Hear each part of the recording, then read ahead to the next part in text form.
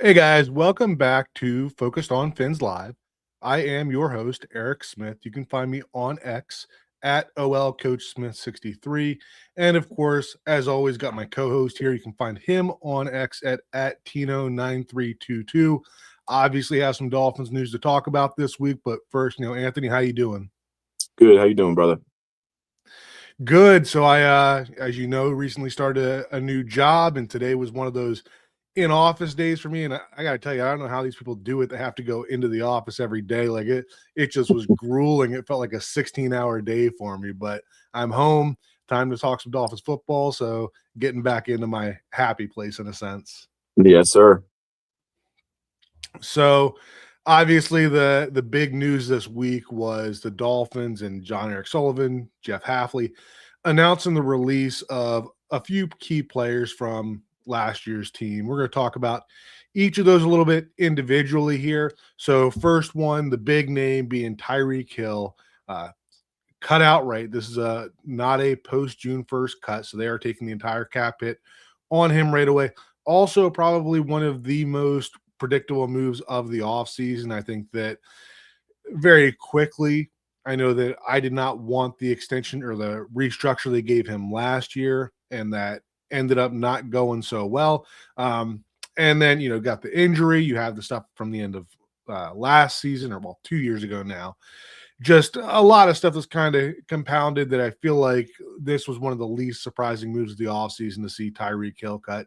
There were some good times and some bad, right? He put up two 1,700-yard seasons to start here. I believe he's the only player in NFL history to have done that, right? So it wasn't all bad, but it was definitely time with this overhaul of the entire front office, the entire team, time for a fresh start for everybody in that sense. So any thoughts that you have on the Tyreek Hill move? Yeah, I mean exactly what you said. I think I made it pretty clear too that I didn't even want Tyreek back after he quit on the team. Like I know he was the best player, and how does the offense run without him and all. You know what? I don't care. I'll figure it out because I believe that it's not just about, the names on the paper, which we continuously see is a real thing every year, but it's about the camaraderie, the team, and all those little things and intangibles and the stuff that can't be measured, and you can't hold it, but it's there, it's real, and it matters. And I think when you have players like that, not only ones that quit on the team, but he also happens to be your best player. He also happens to be very loud in the locker room. So it's not like he's hiding or anything. So every time somebody looks over, the first thought in their head is that dude quit on us. Like that is not good for team morale and for team building and all of that. So yeah, like I said, this was overdue in my opinion, but where we are now, no surprise. And yeah, I'm very happy to move on. Again, thankful for some exciting times and some big plays and all that. That was fun. Don't get me wrong, but I'm good. Yeah. And then another move in the wide receiver room as well, also released Nick Westbrook-Akine. I think they saved like 1.6 million in cap space and 1.6 million in dead cap. So not a huge money moving or needle moving move in terms of money, but I think this was a player that I thought was going to come in, and I liked the role that I saw him in. Right, he was supposed to be that big slot receiver, that receiver that could do the dirty work in the run game. I think he did do that a little bit, but you can't be a wide receiver and not produce at all, right? I don't even know that he had 100 yards receiving on the season. So clearly just a player that Bobby Slowick, Jeff Halfley, everything on the offensive side just felt like this was a player that was not going to be part of the future. And another player that was released this week. So, any quick thoughts you have on NWI and his short stay with the Dolphins? Yeah, I obviously extremely disappointing. I really thought when we signed him and some of the tape was getting broken down, he was doing some cool stuff like, coming in motion and ending up in between like, in the B gap and shooting through and then, hitting a linebacker to kick out, for like the run game and stuff. And you're like, yeah, man, like, and then I think when they interviewed him, he was like, I love to block and all that, right? So you have this like thing pictured in your head with Mike McDaniel's creativity, and none of it came to fruition, like came to fruition, So again, very very disappointing, but I think that's also something quietly that's been an issue for Mike too. I mean, how many slot receivers did we go through, whether it was Braxton Berrios, whether it was Trent Sherfield? They tried a little bit of everybody. River Craycraft was in there for a little bit because he knew the system, and then it was Nick Westbrook-Akine, and then it's Malik Washington. It's like, I don't even think he knew what he wanted to do with the slot personally. I just really think it was like this, like he could have ran his offense with 10 because it was only going to go to Waddle and Tyreek, and it was just like that extra piece was just there, and I got to do something with it. But again, for Nick himself, yeah, I'm sure he was disappointed in his time as well. But yeah, necessary cut. I can't believe in all those prominent names that you put out there for the slot receiver position that you forgot Odell Beckham Jr. and his historic run here. How could the I? Dolphins, How right? could I? And then the last official move that's been announced so far was James Daniels being released. Also, we know that he was the prize free agent signing last year, was supposed to come in and stabilize the entire offensive line by filling in that right guard position. Ended up playing a total of 3 snaps, injured early in that Indianapolis game in the opener, and did not play the rest of the year. And there had been some rumblings, like it was a pec injury, and felt like he should have only been out for a few weeks. And then a few weeks came and went. He was not back in the lineup, and it just kind of drug on. And you could sense some tension when Mike McDaniel was answering questions around him, that he wasn't really thrilled with the answers that he had to give. And there was some rumblings throughout the season that Daniels could have returned, and for whatever reason did not. And I guess that, Dave Hyde actually put out there that James Daniels did indeed refuse to play when he was healthy. So I kind of thought that, obviously burn some bridges there, right? You can't be an NFL player and be healthy and just say, no, I'm not going to play. That's not going to go over well with the coaching staff. It's not going to go over well with your teammates. Part of me thought that with the complete wiping the slate clean, that maybe there would be a discussion between Hafley and James Daniels about what happened last year and why James Daniels chose to refuse to play, and maybe they could choose to try to mend some of those bridges and bring him back for another year and see if he could come back and be that stabilizing force as the right guard. Clearly they didn't feel that way, and I can't say that I'm all that disappointed. Now, this move actually cost the Dolphins more to release him. Like, you don't see this overly often where a team doesn't get any cap relief to let go of a player.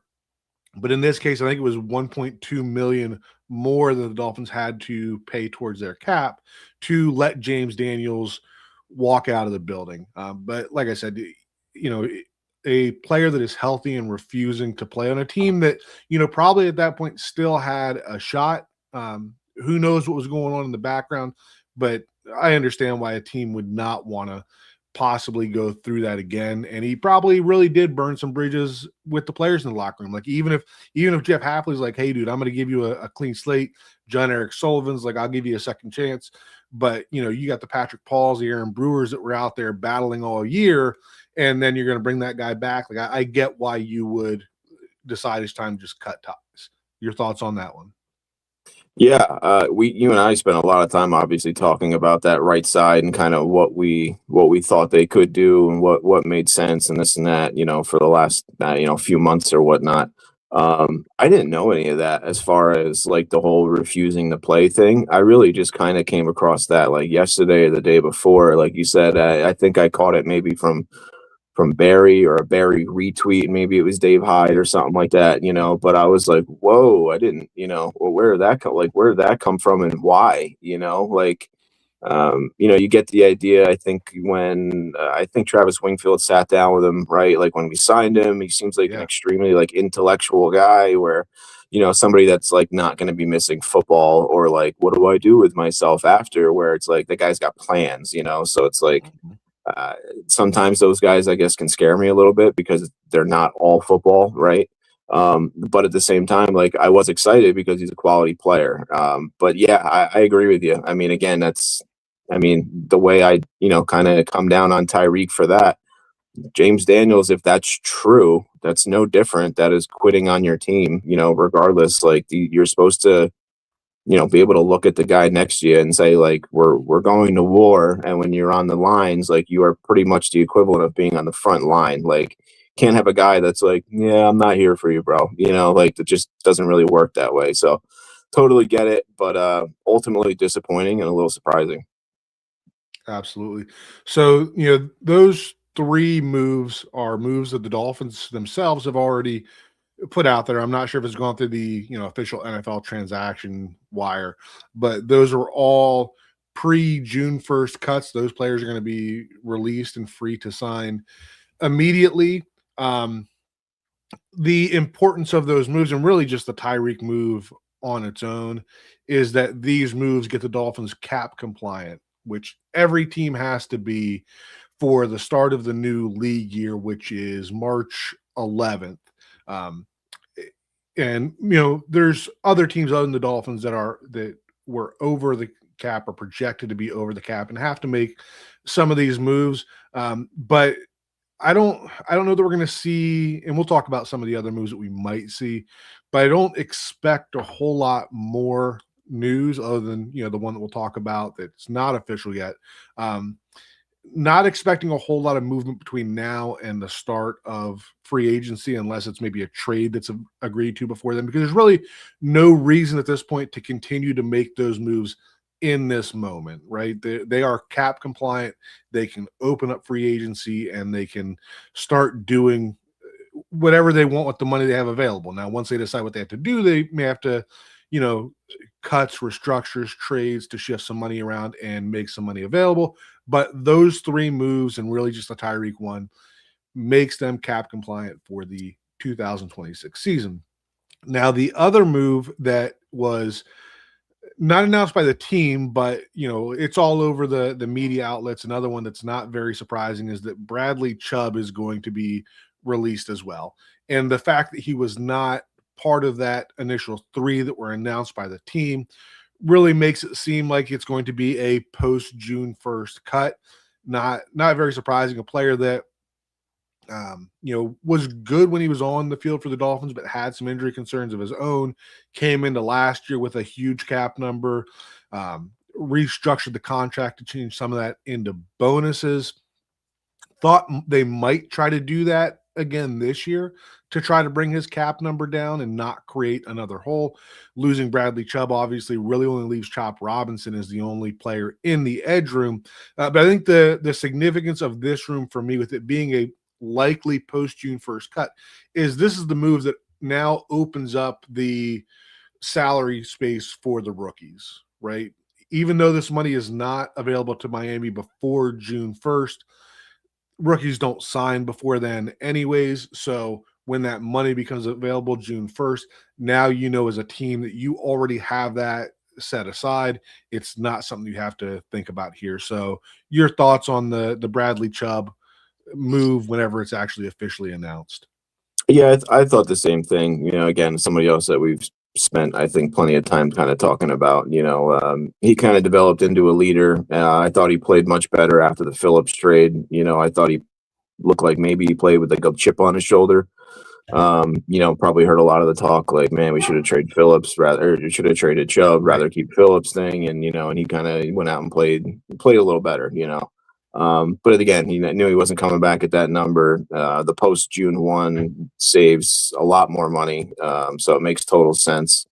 Yeah, I think it's tricky because I agree with you wholeheartedly that it's probably for the draft class. It makes total sense to do it that way.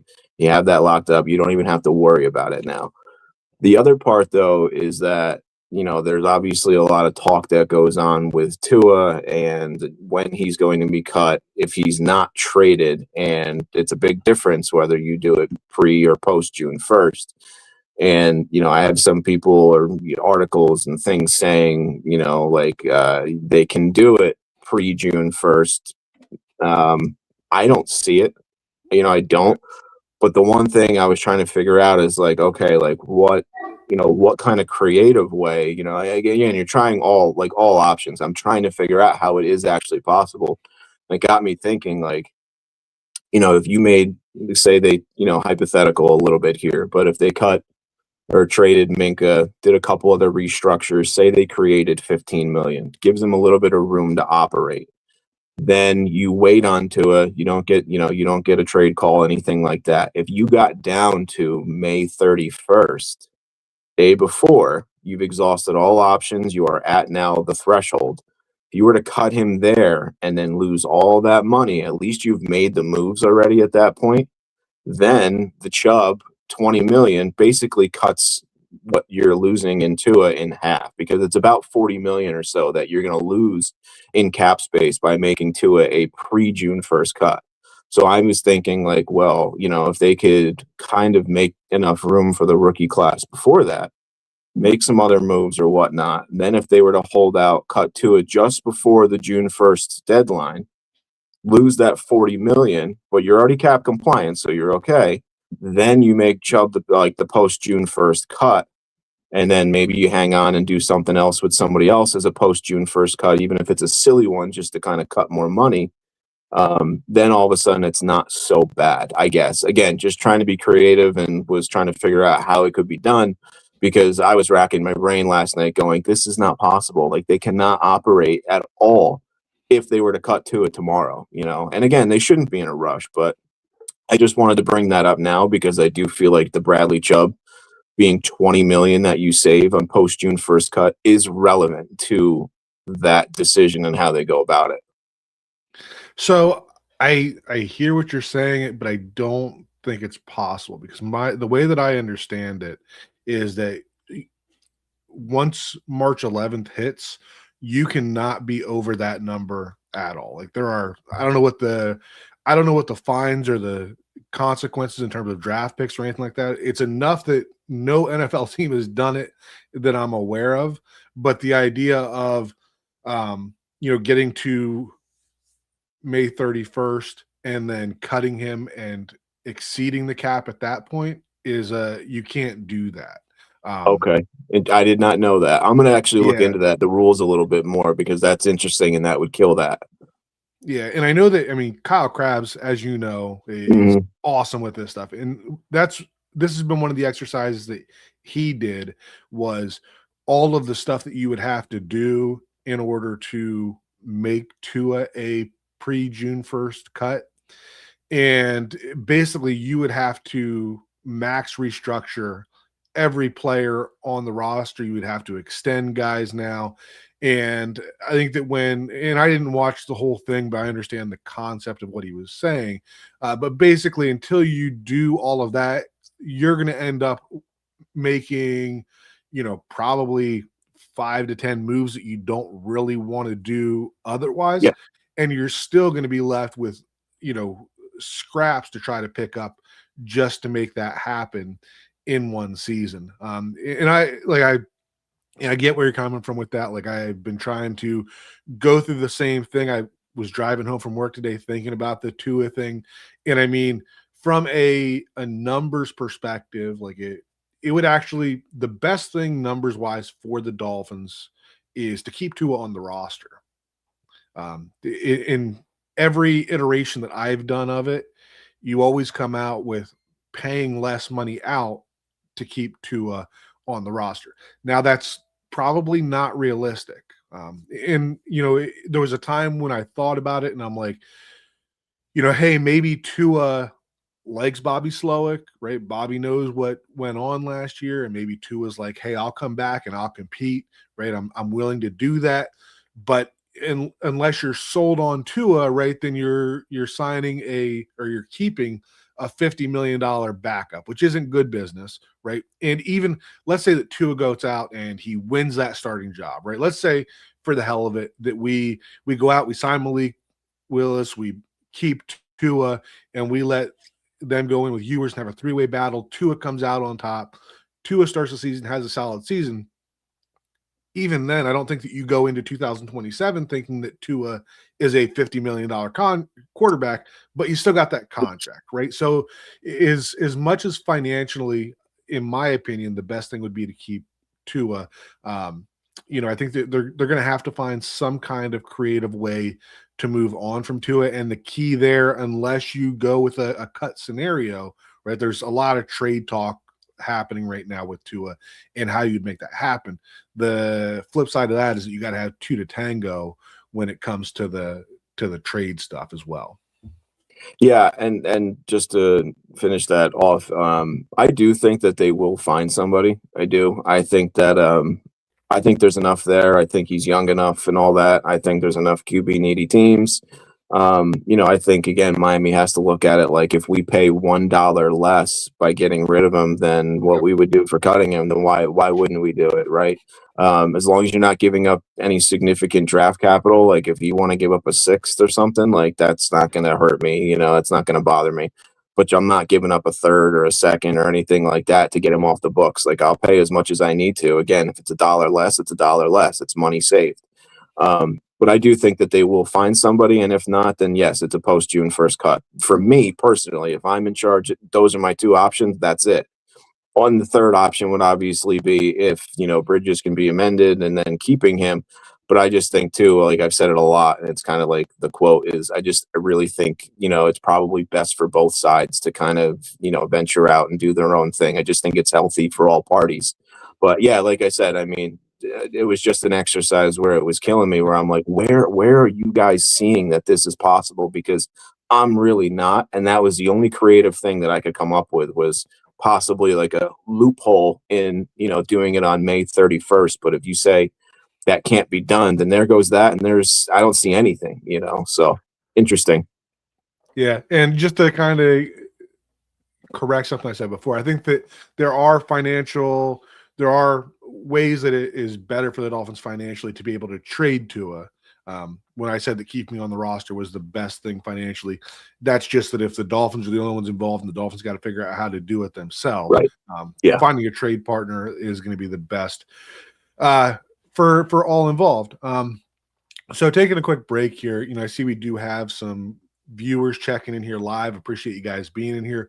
Throw some questions in the chat, right? This is why Anthony and I do it live instead of pre-recording these shows, is that we want you guys to get in here. We want you guys to ask some questions, and we want to see what you're thinking about. Because Anthony and I, we text every day, right? So we talk every day. We could sit here and talk for an hour straight, no problem.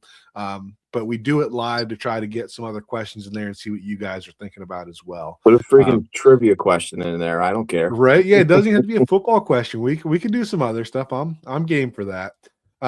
So moving past the recent moves and the possible moves there, let's hop over into the draft side of it for a little bit. So, I know that Anthony, you've been watching some guys, right? I know you've had some tweets out there about some guys that have caught your eye. So over the last week or so, of the guys that you've watched, do you have one or two guys that have really stuck out for you? It doesn't have to necessarily even be a scheme fit for the Dolphins, just one or two guys that you've watched and you're like, this dude can play some football, right? And if he's on my team, I'd be pretty happy with that.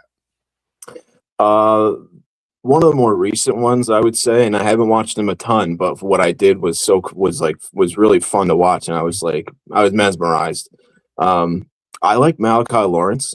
He just seems like, I mean, when he wins off the edge, it's like he did it one way this play, he did it another play this play, he did it another way this play. I mean, I was like, when am I going to see the same kind of win? And it was like multiple, so for me, that's exciting, because what do we hear a lot, right?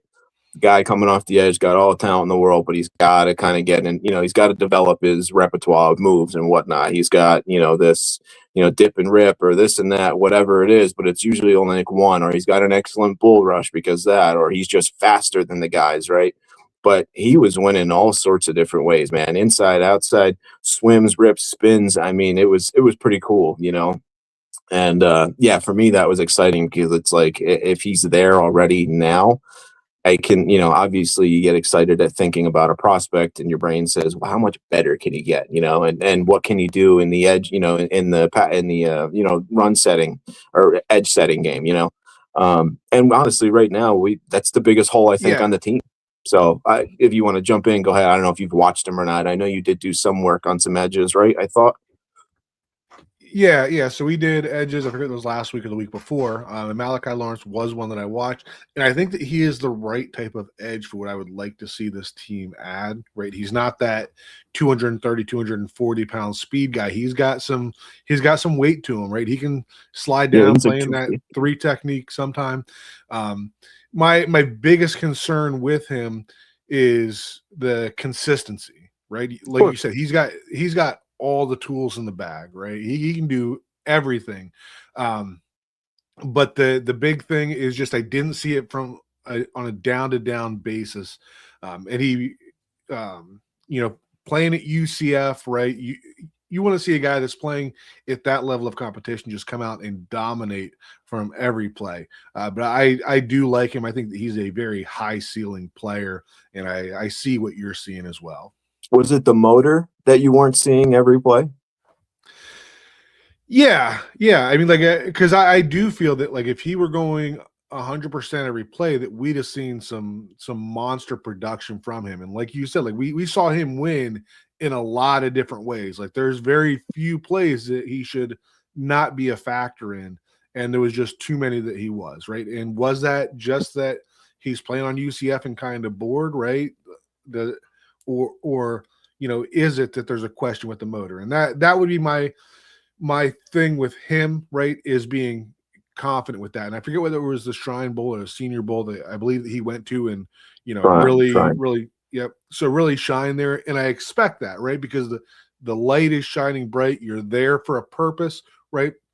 But can you carry that over and do it every Sunday? If he can, right, he could be one of the steals of this draft. Yeah, he's somebody I think that's worth digging into a little bit more. And like I said, I got to get my hands on more film of him because maybe I'll see what you see too. But yeah, like I said, off the surface level, that was pretty exciting stuff. Yeah.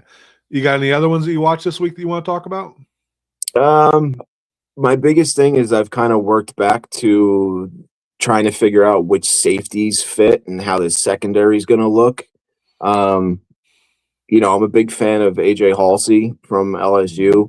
I love the ball skills, but my biggest worry is that at 220 pounds, if I don't know much obviously about the kid. I don't know if he can get down to, a 210, 205 and be comfortable there, or if this is just who he is and what he carries and how he operates best.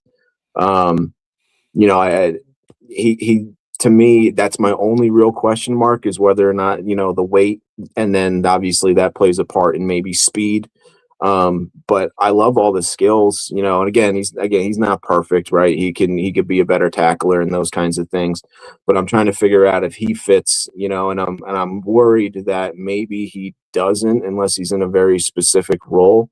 Like I looked at Jeff Halfley's three safeties, right? And it was Evan Williams, it was Xavier McKinney, and then Javon Bullard last year. They used all three of them a lot. They preferred that actually versus their regular nickel, and I think maybe some of that had to do with Nate Hobbs being banged up, and maybe they didn't like their next corner option versus what they could do at three safeties, or if that was just a plan from the get go. I'm not positive.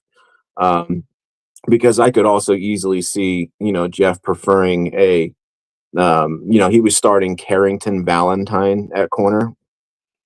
Okay, no, thank you. And then the other side was Keshawn Nixon, and even that's kind of like, iffy. But they did sign Nate Hobbs, so I would assume, it was like 4 for 48. I would assume he was going to be a starter. So if it was Nate Hobbs and let's say Keshawn Nixon, I could still see them going and preferring that, that third safety over the third corner and kind of running your regular, typical nickel. Also too, I mean, that's not like they're the only team that would do that. We just saw, Seattle runs a lot with those three safeties. Houston does a lot with the three safeties. So, again, Caleb Downs is the cream of the crop in this class. I'm praying it happens. Because again, I'm a safety guy and at heart. So I mean, for me, and listen, you want to trade Minka, but then give me Caleb Downs. It will ease my pain a little bit. But then, it's I'm going through Kamari Ramsey, and I can see that fit. I'm talking about Keontae Scott. The only thing that scares me with him is he doesn't have a ton of safety snaps. And Javon Bullard was of the three safeties, he took the least amount of safety snaps of the three. And but again, he still had to take some, is my point. And Keontae's really doesn't have any at all. I think the most he had in a season was like 17. So I don't know. I look at that and say, if it's copy and paste, or he prefers the three safety look, does Keontae fit? I'm not sure, because he's got to be able to play safety and be able to play single high and be rangy. If he's okay with kind of being, three corners and running a little bit more of a typical nickel, then yeah, he'll fit right in. So that's the game I'm playing right now. I'm actually in the middle of going back and doing something I wanted to do before, but I'm taking notes on, the three Chicago games. I think that's going to tell me a lot when it comes to Jeff's defense, what he did in the first game versus Chicago, the second game versus Chicago, and then the playoff game versus Chicago. I think when you play a team, 2 times in a year, which they do, obviously being division foes, you're going to see 2 different game plans. You're going to see a little bit of this, can't do the same thing last time, right? That kind of thing. But then when you play him a third time, you're going to see everything that he's got in the bag, I would think, especially considering the last one's a playoff game. And how that rivalry is. Like they're not trying to lose that. That is pulling out all stops. So I think, watching all 3 of those games is going to tell me a lot about how he likes to do things, what he's capable of doing with the players that he's got, and that kind of thing. And I'm just trying to kind of eliminate, what I think maybe doesn't fit. And that's kind of where I was at with the AJ Halsey thing, where again, he was one of my first guys that I was like, yo, I love this dude. But now I'm just not so sure that he fits. And then Keontae Scott's another guy where it's like, yeah, I love the dude. I do. And I always look through a Dolphins lens, but I'm a little bit worried about whether or not he's going to fit what Jeff wants to do, if this is indeed what Jeff wants to do. Yeah. And so we started getting a couple of questions in the chat, and we are going to get to those. So I kind of fight an internal battle there, talking about Jeff Hafley and the defense that he runs. And mainly it's because it seems like he does a good job of adjusting to what he has, right? Look at the defense that he had when he had Kenny Clark up front, and then you trade Kenny Clark, you get Micah Parsons, and you revamp the way that you do it, right? So I'm glad you're doing that exercise. I'm really interested to see what's going to come of it, right? But part of me feels like, is that going to be what we see, right? Or is it going to be that where Miami's key players are on defense, that's what's kind of going to be highlighted with Jeff Hafley. So another name that I wanted to throw out there, kind of in the same conversation, this is a guy that I looked at last week, is Chris Johnson out of San Diego State. So he is a corner, and he's a longer corner. I like his change of direction. He's got good ball production. I like the way that he moves in man coverage. He's willing to come up in run support. The biggest question for me with Chris Johnson is going to be his long speed. I'm going to be really interested to see how he runs at the combine. But the reason that he intrigues me, I think, is because kind of like drafting a offensive tackle in the draft, right? A lot of times, that if it can't cut it at tackle, you can bump him, to the other side, maybe, right? If you draft a left tackle that can't play left tackle, a lot of times you'll see him try him at right tackle. If he doesn't work there, then you bump him into guard, right? And hopefully you get something out of those type of players. So Chris Johnson, for me,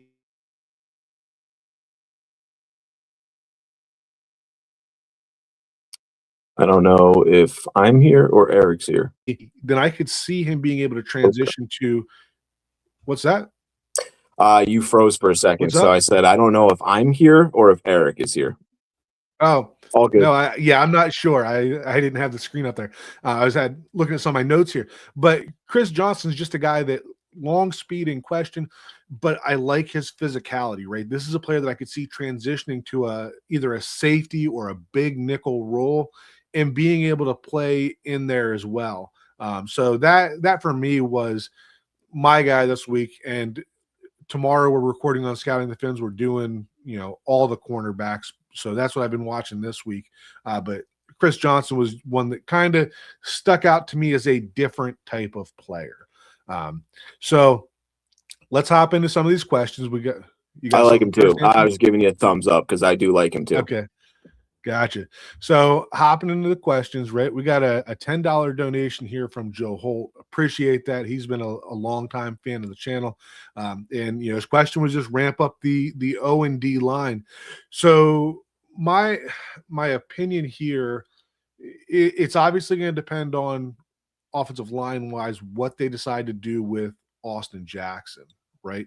And right now, for me, I don't feel like I want to be in the business of creating more holes, right? And Kyle Krabs did a good piece on how Green Bay has handled it and how they haven't, they don't go out and sign guys outside the building for, more than $2.5 million a year, basically.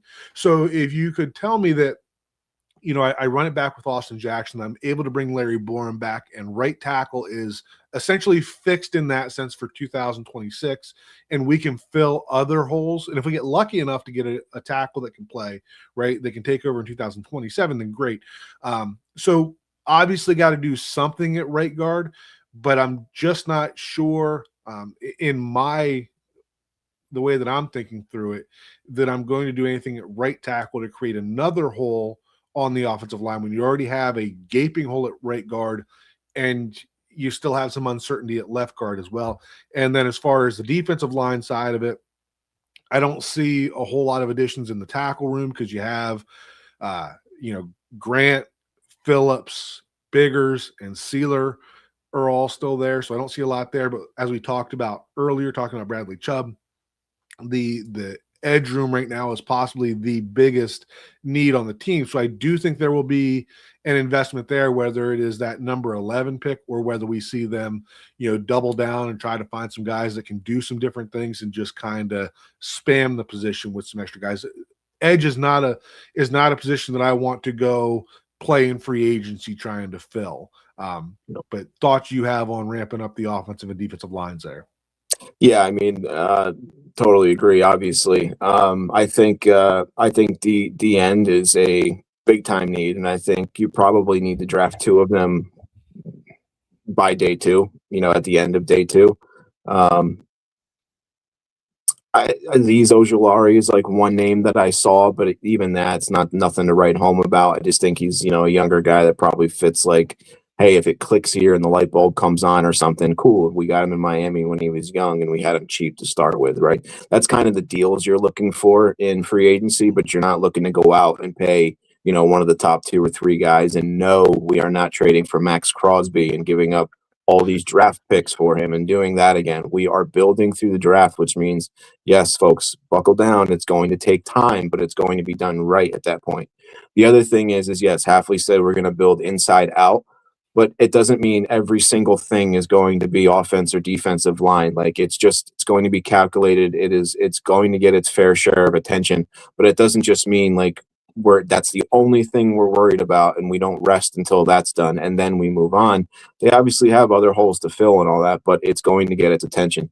One question, small one, just for you actually, hoping that you did some tape on it because this is something I've been playing around with in mock drafts. Do you think some of the centers that are there, and I mean specifically, I've seen Connor Liu, Sam Hecht, and Jake Slaughter, any of those guys options to move over to guard? They're all about 305, 6'3", 6'4", somewhere in that area. I just wonder, do you think that, or do you want some more beef? Because obviously the other side of it is we talk about Keelan Rutledge, and he's 335, and, that kind of thing, But it just had me going where I'm like, these guys are staring me in the face. If they're good players, 1, we can get him in at guard. 2, we get a backup center. And 3, I mean, if this thing takes, longer and Brewer becomes somebody that, either gets old fast and, or whatever, becomes, a trade candidate, we got a guy or gets hurt just simply, right? That's been an issue in the past. So I just wanted to kind of see what you thought about that option. So it would worry me drafting a center and expecting him to be able to change positions and to be the main option for the right guard position. And I feel like we already have one of those in Andrew Meyer. yes, Andrew Meyer, right? I'm a big fan of Andrew Meyer. I like him as center. I felt like he should have gotten more opportunities to play at guard. Of the guys that you listed, Connor Liu's the only one that I've watched so far, but I am a huge fan. So I haven't watched him recently, right? I kind of did some early season scouting on offensive line stuff and then stepped away from it. But for my interior guys early in the season, Connor Liu is at the top of my list. I absolutely love him, but he tore his ACL halfway through the season. So I didn't know that. I don't know when he's going to be back, but the chances of him being 100%, I don't think are there. I hope that he's a player that, if we can get him a little bit later because of the injury issues and the recovery with it, and he could be looked at 2027, I'd be a big fan of that. But yeah, as far as too many of those options, right? I wouldn't mind getting one, right? If we went out and we drafted another guard in the second round, for example, right? And then we could turn around and get one of these centers in the fourth or fifth round, and we go into training camp and we're like, hey, you're going to learn guard as well, right? Then I'm open to that type of option, but I'm not sure that I love the idea of drafting a college center and that being the biggest swing that we take to fill the guard position. Cool. And then we had this comment from Dan Hollywood Gold. Thank you guys for doing film studies and showing all 22 for us who can't pay for it. And that's what, Anthony and I are here for. Like we love doing film work. We're probably almost every day we're doing our own separate stuff and sending each other clips, all kinds of stuff. So we love doing this. Moving along. So from Nicholas Spini, I guess we'll pronounce it. So he's got separate questions for each of us. So for you, and I'm going to let you go first on this one, right? Anthony, how do you feel about Caleb Downs? You already talked highly of him, but you can say more about it if you want. And then a player that I really like, top of my cornerback board, Mansour Delane. What are your opinions on those two?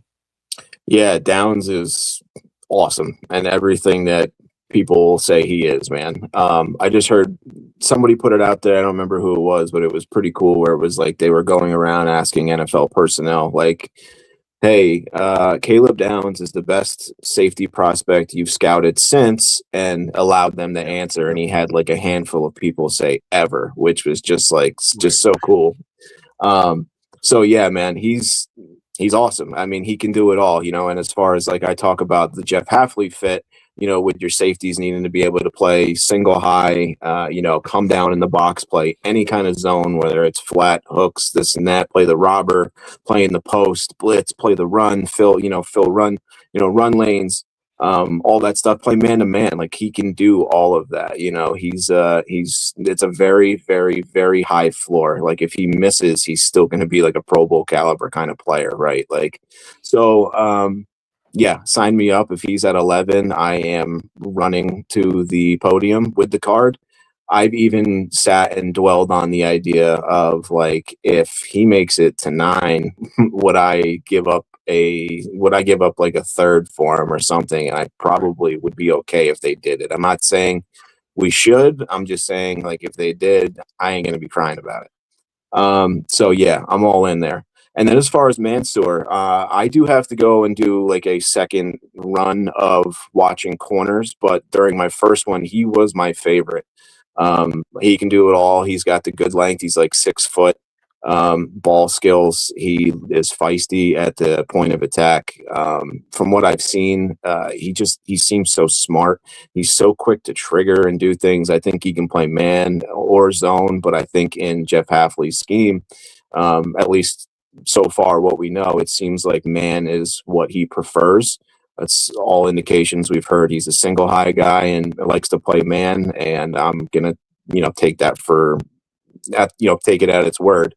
So yeah, for me, Mansour is CB1 on my list. Gerard McCoy, though, too, I will say that kid can play too. Yep. First time I went through, I was like, I don't know. And then he's got the injury, he's coming off the ACL or whatnot, but from what I've read, that's not going to be an issue.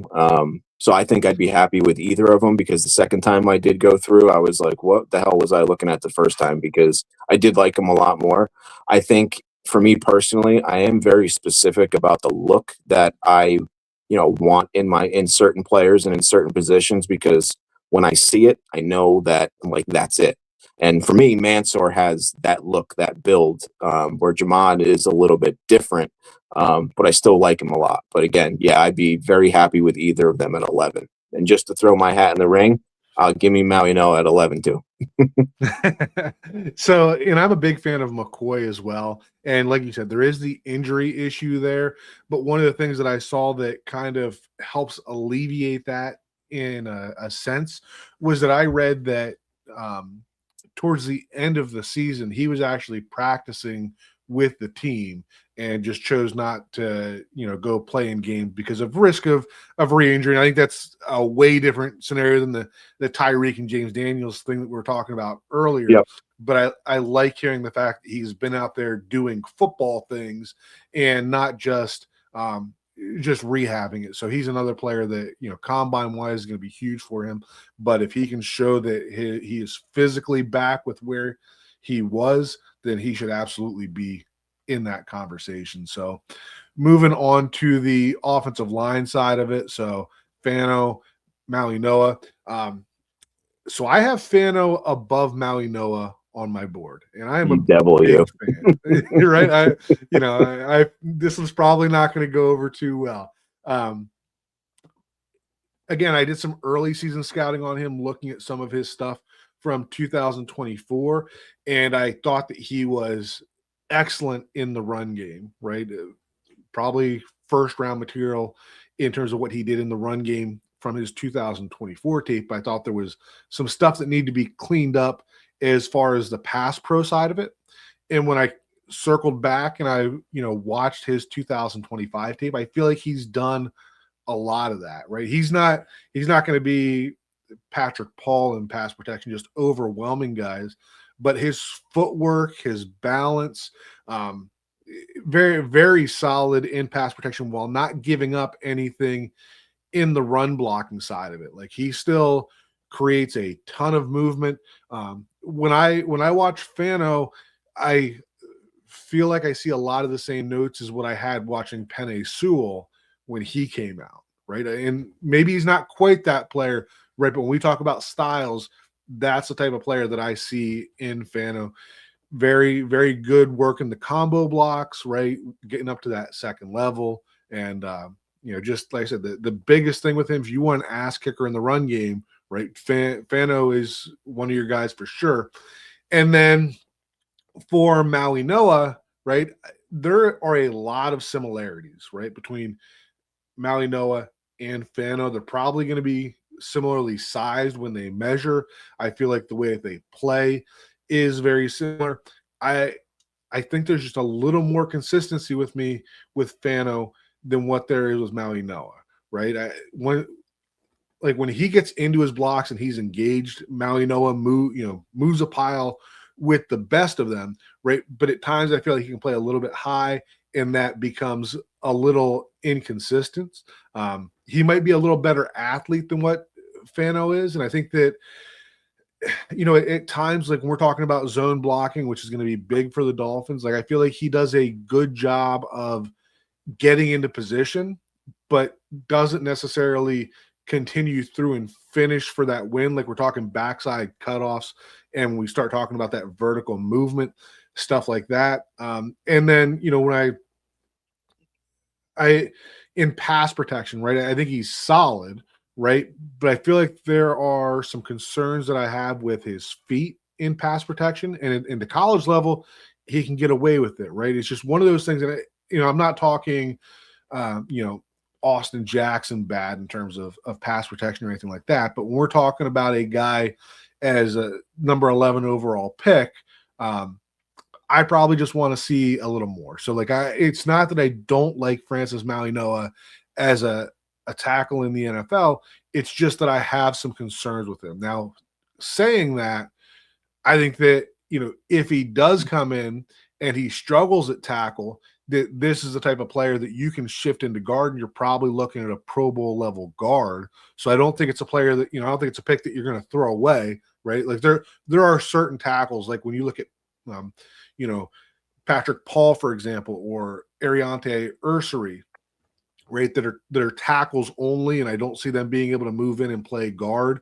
But Maui Noah is a player that I think can be a good NFL tackle. I think he can be a very good, maybe Pro Bowl level guard. So it'll be interesting to see what happens there. But yeah, I like them both a lot, but I probably have Fano a little bit higher there. Go Are they ahead. 1 and 2 on your board?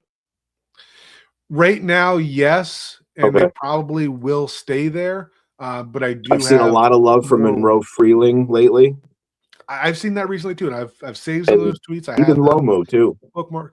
So Lomu is another player. I like Lomu. Do not like him nearly as much as the other two. I think that when we're talking about styles of tackle, he's a little more Patrick Paul style. Like, I really like Lomu in pass protection. I think that he's got some work to do in the run game. He's a very linear athlete. Like when you get him running in a straight line, he looks pretty athletic, right? But when he starts to get out into space and has to move side to side, right, then I think you have some limitations there. He doesn't, he's not the pile pusher that Fano is in the run game. So I like Lomu.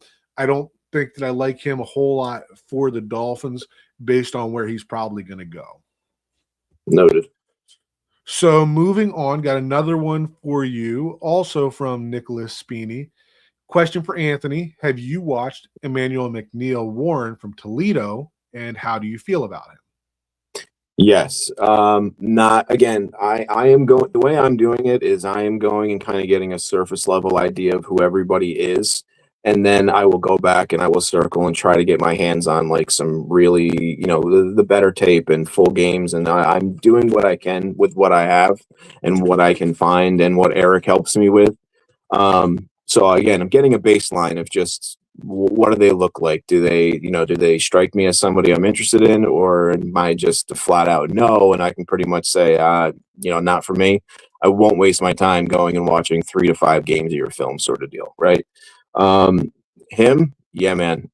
He's interesting. He's 6'2", so he's a little bit longer.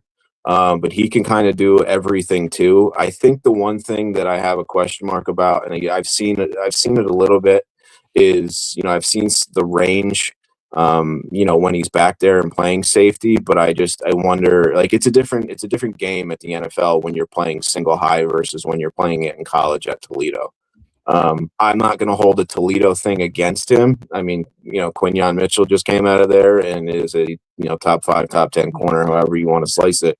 It's guys can come from anywhere, so I don't hold that against him, but I do understand that there is a difference.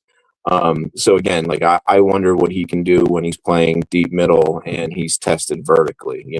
Being 6'2" with the burst and stuff that he has, I would think that athletically he can do it.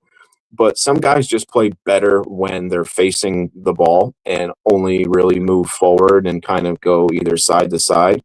When you got to turn, flip your hips, and run at a 45-degree and track the ball and do all that. Like, again, I've seen it a little bit, but it's just something that I want to see more. Maybe I will when I get into more depth, with his tape.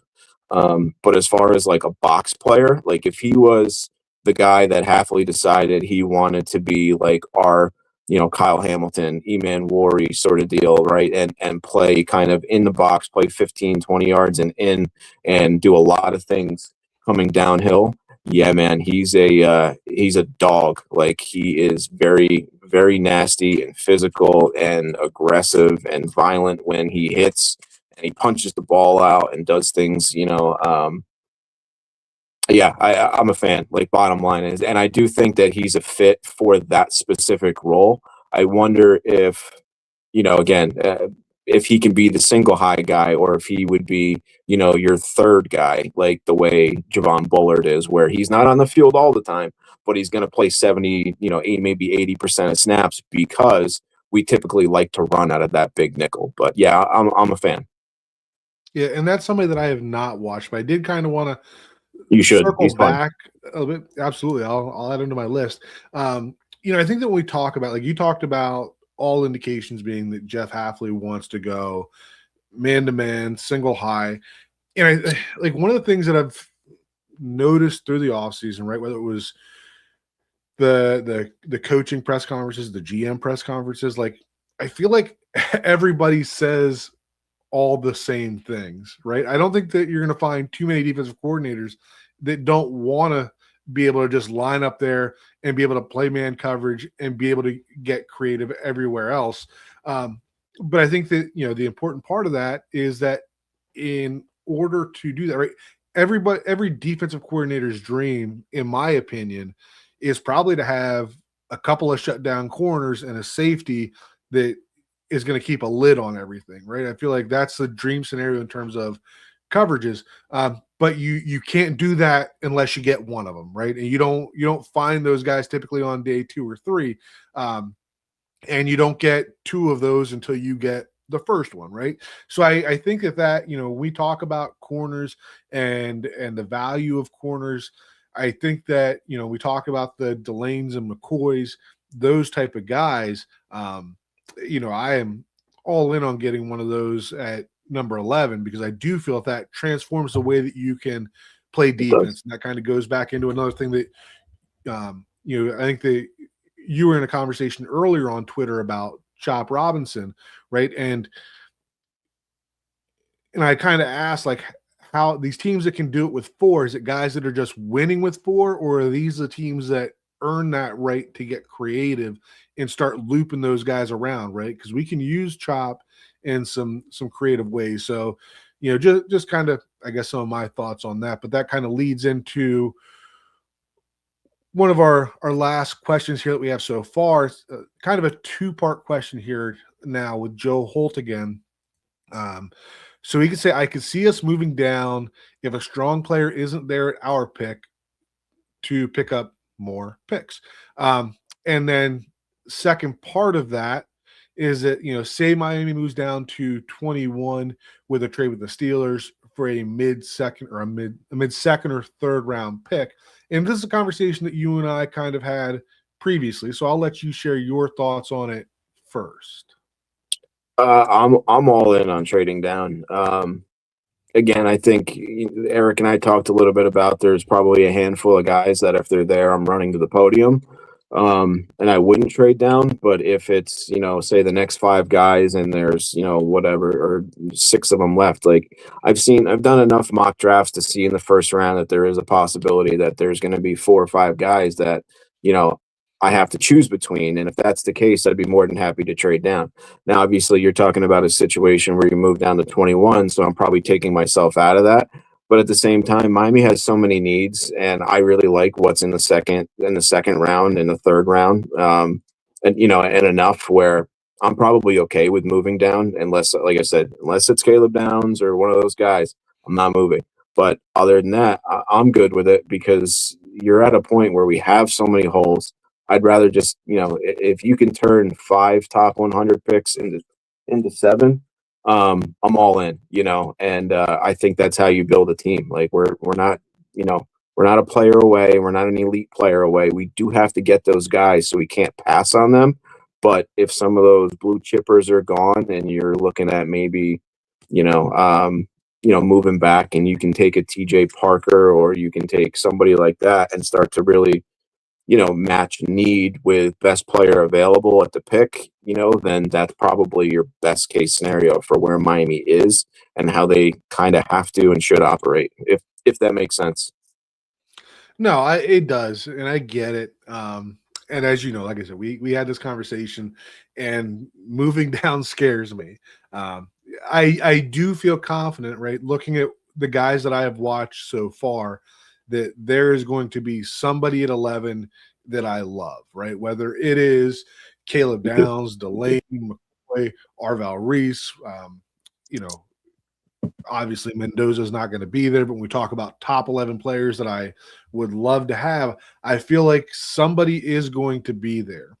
And it scares me to trade down from there, especially if it's down to like 21, because let's say that we get to 11 and there's 3 or 4 guys that I still really would love to have, and then you make the move to go down to 21, and those guys are all off the board, right? And some of the examples that I've used for that is if you go back to the 2020 draft, and the Dolphins, I don't think, wanted to take Austin Jackson with the 18th pick overall, right? They knew they needed a tackle, but that year tackles flew off the board. Like there was 5 or 6 tackles that were drafted before pick 18, and you're kind of left there picking up the pieces. And I feel like we saw the same thing a couple of years ago with the edge room as well, right? You went into that draft knowing that you needed an edge in that draft, and they flew off the board, right? And then you were kind of stuck with Chop Robinson, who, hopefully Chop Robinson develops, right? But I don't believe that Chop Robinson was going to be their top pick, and I don't think that's who they expected. I feel like they expected some other names to still be there, but there was quite the run on edges leading up to that. So that would be my fear with it, right? If we get there and, there's still 4 guys that I like and we're trading back 5 picks, right? That's kind of maybe a different conversation. But at the same time, for me, this is the first pick for this new front office. I think that for me, I would prefer to see them just stick and pick the guy they're in love with, right? Don't trade back and then, comes out 4 or 5 years from now that the guy that we got at 15 overall ends up being a bust, but the Dolphins, half the guys wanted so and so at 11, and we chose to trade back. Like that's just the kind of thing that worries me with that. But definitely is one of those conversations that there are good arguments both ways on. So they get a couple more in here. So next one, question for Eric. What is your take on Max, not even going to pronounce the last name, from Arizona I think State? it's Ian Achor. I've heard a lot about this kid lately. So have I. And this, so I have done more work defensively than I have offensively. And one of the things that we're not going to sit here and do on this channel is talk out of our ass on a player that I haven't watched yet. And this is just a player that I've seen all the buzz around him. It's just a player that I have not gotten to watch yet. So I cannot sit here and give you guys a quality opinion on him. This is one that I'll kind of make a note of, and maybe next week's show I'll try to circle back and have a film review, have an opinion. Is this a player that you've watched at all, Anthony? No, so I won't speak for myself, but do you want me to tell you a little bit about what I've heard, the kind of player he is, maybe see if it matches up when you do decide to watch? Yeah, we can get a quick recap there. So he's apparently, he's only played for a couple of years, right? This is brand new to him. He has a little bit of like a soccer background and basketball background. Excellent feet for his size because of those sports. Apparently, the person that did the tape watching, he said he's further ahead in pass protection than you would think he would be. Maybe not the road grader or whatnot that you want in the run game, but you can tell that he gets it. So very interesting prospect, but really, really, really likes him and what the ceiling is. Good. I'll be looking forward for that size. Just I found the soccer background like what? Yeah, I mean you figure that if he's got that kind of soccer background, he should have some good feet to go along with it. Yeah. So next one. So Indade's another one that's been around with us for a while here. Do you all have enough trust in the new regime to aim for athletic freaks at offensive line who have warts in their game so they'd be available on day 2 or day 3? Yeah, I think so, right? When we're talking about, especially going into day 3, those are the guys that you should be looking for. Those guys that do something well and that you can develop, right? Even going into round 3, I feel like it's tough to draft in round 3 and find guys that you are going to expect to come in and be day 1 starters, right? I feel like you still get that in 2, and maybe you can get lucky doing it in 3. But when you're getting into day 3, so rounds 4 through 7, right? You should not be sitting there at that point and saying, "Hey, I'm drafting this guy to be a starter," because if this guy was you know, globally viewed as being able to be a starter, he wouldn't still be sitting there on day 3, and that's not a game that I like to play in. So yeah, I do think that this staff will find that to be important. But the flip side of that is that when you draft guys like that, you got to have some patience with them too, right? You can't draft this athletic freak and then that be the only thing that you do at right guard, and then you throw him out there, and then the entire fan base hates this player because he wasn't ready to play. So I do think that they will find some of those guys, but I don't expect them to play. My expectation is not for them to play in 2026, and we got to be patient with them. What do you got on that? Do you think that's Jalen Farmer territory? Another player that I haven't watched, but from the stuff that I've seen, I think he may go higher based on the stuff that I've seen. Now I haven't watched the film there to make my own individual opinion, but just on some of the opinions from guys that I respect on him, feels like that's probably more of a round 2-3 guy, but I could be wrong there because, like I said, have not watched the film.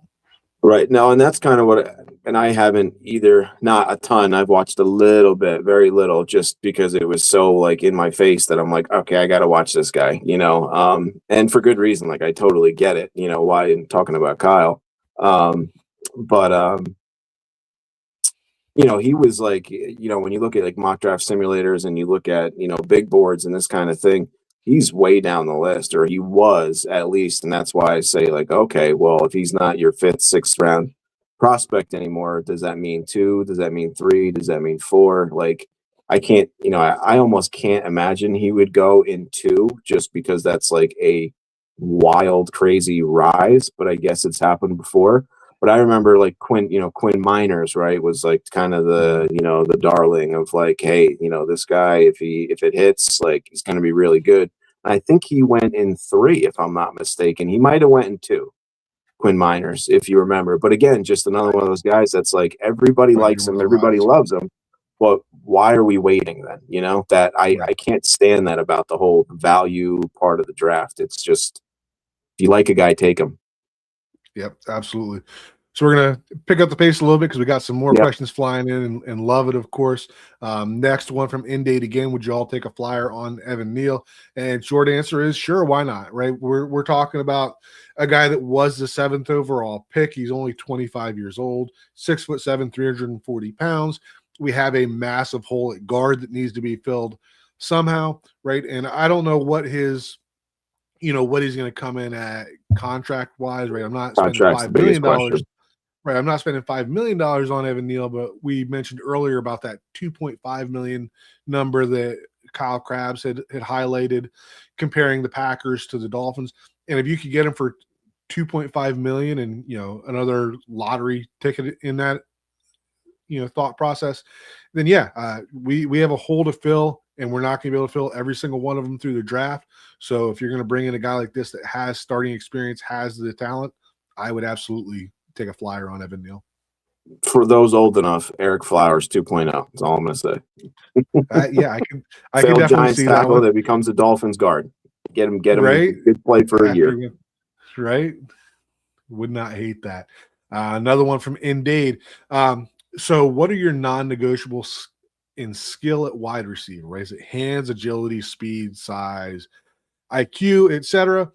Wide receiver is an interesting one for me because there's so many different styles of wide receivers, right? You can do a million different things well, right? They can translate to the NFL. I mean, I'll say hands are not negotiable. Like if you can't catch a damn ball, right? I don't really have a whole lot of patience for you.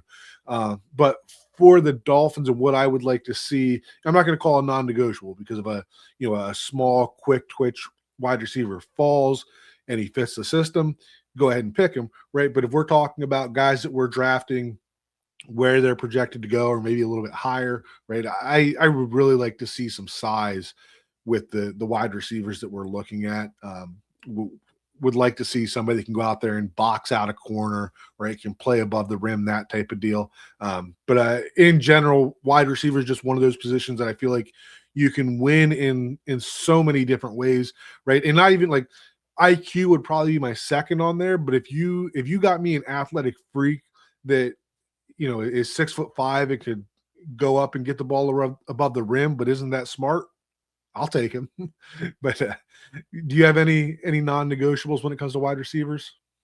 I don't know if I can answer that like directly, just because it like you said, there's so many different flavors of receiver and whatnot. It's I know we're pressed for time a little bit, but I'd like to take my time with that kind of thing. So check in next week, ask that again, because I'd like to spend some time on it. I'll just say that I am a route runner type of guy. I really admire guys that can get open, and be available for their quarterback. So for me, when you talk about the size, like the guy that for me matches up right now that I like a lot is Elijah Surratt. I think he's got the ability to be a very, very savvy route runner. He catches the ball very well. He loves football, and 6'2", I think he's going to be a guy that moves the chains for somebody for a long time.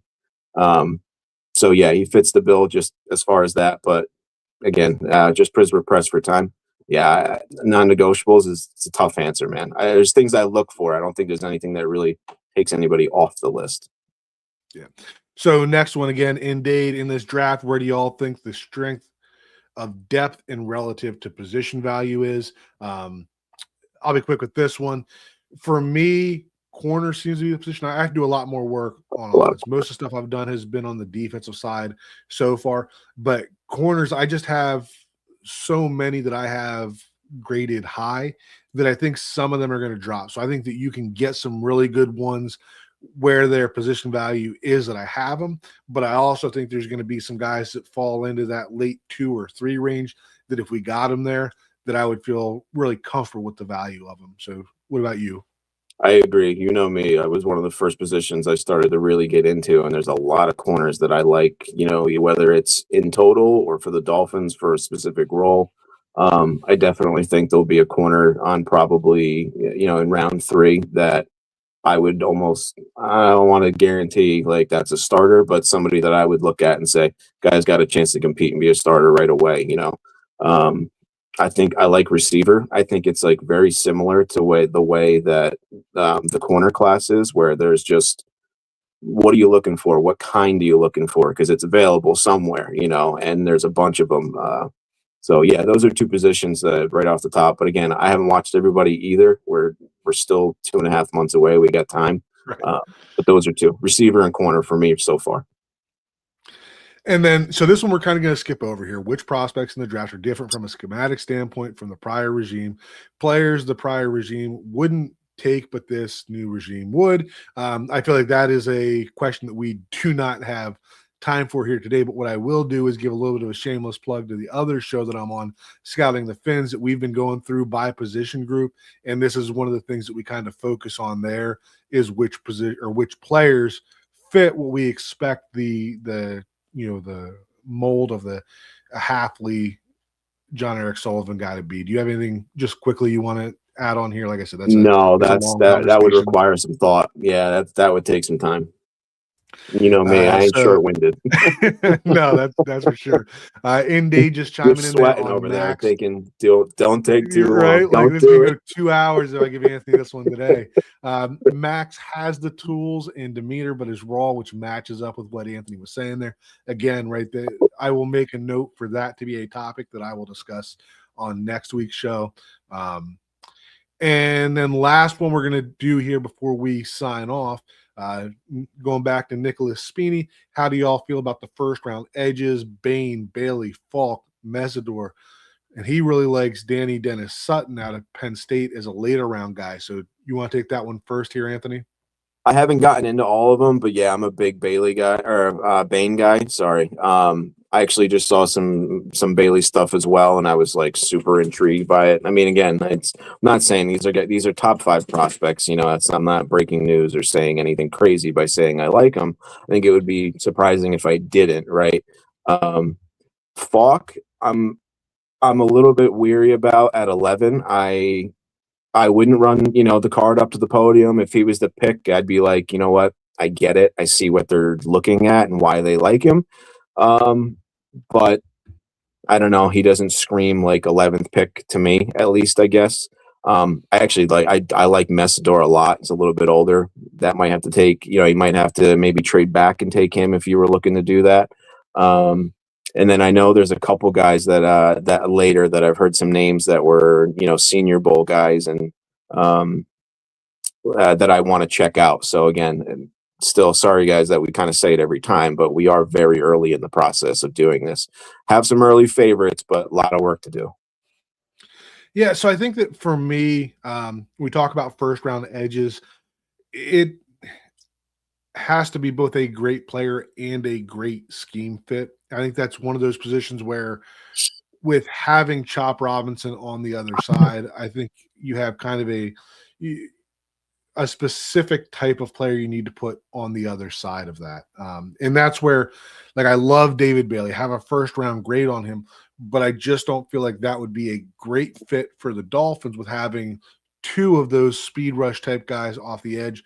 Whereas when we talk about a guy like Bain, that's more of a heavy-handed guy that I think complements what Chop does really well, while he can still get after the quarterback. And then if you're putting Arvell Reese as an edge, right, I'd put him in there as well. TJ Parker is one that I do have a round one grade on, but I'm not a number 11 overall. But so Reese, Bain, Bailey, Parker are my four edges that I have first round grades on. But unless Arvell Reese miraculously falls, Bain is probably the only one that I'm really excited for at 11. But that's another position that as we get into rounds 2 and 3, I like the depth at that position. So, got to. Okay. No, I was just No, I going was to just say. gonna say we just had one more in there about Go ahead. the questions about the tackle from Miami. Now we talked about that one earlier. So before we sign off here, Anthony, what else do you got? I was just going to say Miami, again, we're assuming that Halfley's maybe a little bit more of a 4-3 kind of, front. We need to be looking for guys that are comfortable playing with their hand in the dirt, maybe not so much 2-point stance playing, it's a little bit different, kind of the same, but it is different, and I think you're looking for, again, more of a prototypical defensive end, more so than you are an edge. And I think that's where the David Bailey comes into, where I think I've seen, Bain plays with his hand in the dirt. He's a defensive end. Bailey is more of a 3-4 edge rusher, in my opinion, and again, they're kind of easy to tell as soon as you turn it on and say, well, what are you? What kind are you? And then if you're really good, maybe you can do the other one, but where is your home? So I think that's part of the conversation too, where TJ Parker, it gives me defensive end vibes. Zion Young gives me defensive end guy, vibes. Mesidor gives me defensive end vibes, or even sliding inside, in nickel packages. So that kind of stuff. Absolutely. So I don't know about you, Anthony, but I really enjoyed this episode. This was That was fun, right? fun. This is why That we're was doing more it of the live. one of the fun ones we've done. Yeah. Absolutely. Went a little longer than we usually do. If you guys are still in here, appreciate it. Next week, we're going to try to go Wednesday again, probably going to shoot for 4:30 Eastern. So, mark your calendars, come in with some new questions. I think that Anthony and I both have at least one topic that we're going to do some research on this week and make sure that we come back and address those at the top of the show next week. But, for now, stay tuned, stay focused on Fins, and we will be back next week. Thanks, guys.